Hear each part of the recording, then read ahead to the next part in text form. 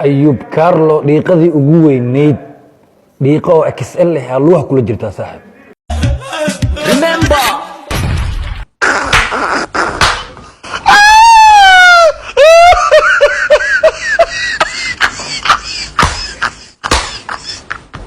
أيوب كارلو أنا هان وحكم دي هاي دتك السوشيال ميديا استعمال كود أنا أتكو شعل هاي أما نريد أنا أتكو شعل هاي لكن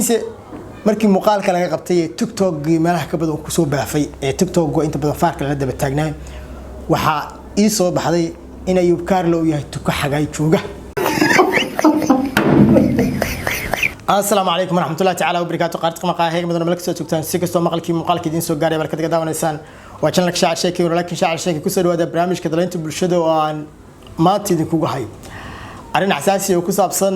Ayub Carlo وهاك صاحب بلاد براه bulshada waxa si weyn u qabsaday sida la socono maalmihii u dambeeyay dawladtiska Shiina culay ee sidoo kale gabar oo halkaas ku soo dhaweeyo sida uu sheegay inuu abtu yahay isagoo baraha bulshada ku faafiyo arintaasi baraha bulshada aad beedalan aad u balaaran aga dhalisay kadib markii muran badan oo gabadhaasi ka dhashay dad badan ay si kala duwan arintaas u hadlayeen waxa si cajiib ahayd in shalay lagu baraarugay in sidoo kale ay TikTok iyo meel kale ay si weyn u qabsadeen muuqaalo uu leeyahay nin lagu magacaabo Ayub Carlo oo ah dadka inta badan amnalida sida aadka social media u isticmaasho kuwada anka Ayub Carlo sida la socono markii laga soo gudbo muuqaalada xun ee laga qabtay haddana waxa uu sida YouTube-kiisa meelaha kala duwan soo dhigaba oo aad ugu faraxsanaa safarkiisa laakiin maxaadan ogeynay Ayub Carlo markii uu tagay dalka Jarmalka Shiina soo dhaweynta u sameeyay ku dhacay Remember hadaba adigana daawanayo maxaadan ogeyn oo Ayub Carlo halkaasi ku qabsaday okay runtii waa barnaamij markii anigu aan arkay aan aad ula yaabay waxaad moodaa in muuqaalkaas uu rumaynayo mahmaayadii ahayd god qiyaamaha qodin ku dhici doonta ma ogid adigu god qiyaamaha qodin ku dhici doonta ma ogid Ayub Carlo daqadii ugu weyneyd daqo oo XL ah luuha kula jirtaa saaxib midda kale meesha ku dhagan yahay ninkaas fiiriye feerta xun ah fiiriye ninkaas remember warinayo Ayub Carlo madaxan iyo yaa isku darsan nacib Ayub Carlo ana ahaan wuxuu ka mid yahay dadka social media isticmaala kooda aan aad ku jecelahay ama dhalinyarada aad ku jecelahay sida gaarka waliba aan aad u wada xiriirno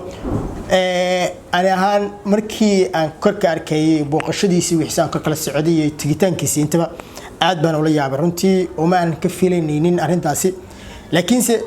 مركي مقال كلا قبتي تيك توك ما كبدو كسو بافي تيك توك وانت بدو فارك لده بتاعنا وحا إيصو بحضي إن Ayub Carlo يهتك حاجة يشوجه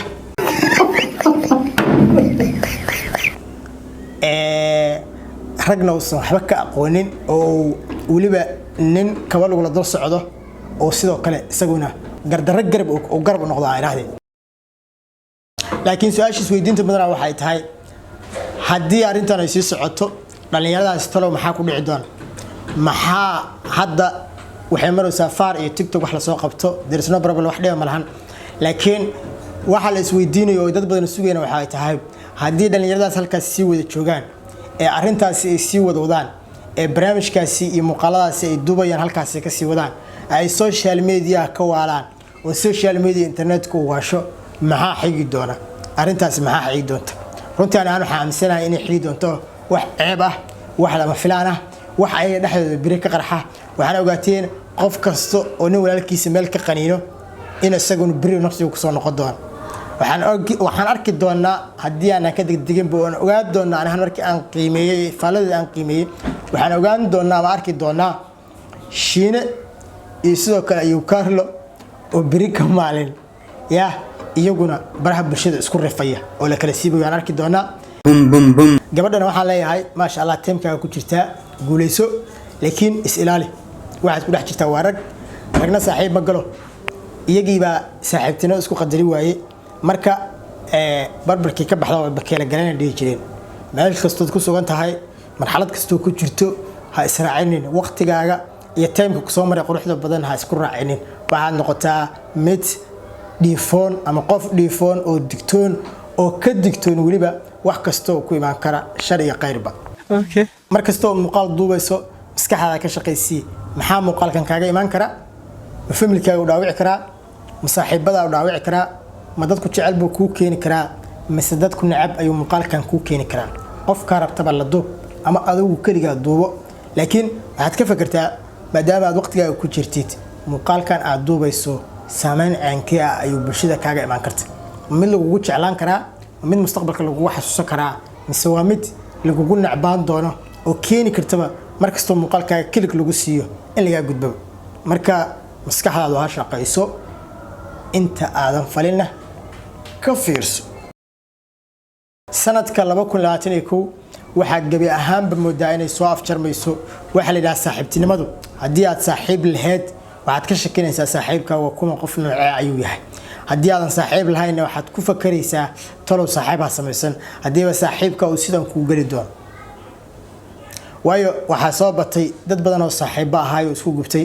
dad badan oo saaxiibo ahaay oo isku gamaaray dad badan oo saaxiibo ahaay oo sun iyo abeesa kala goost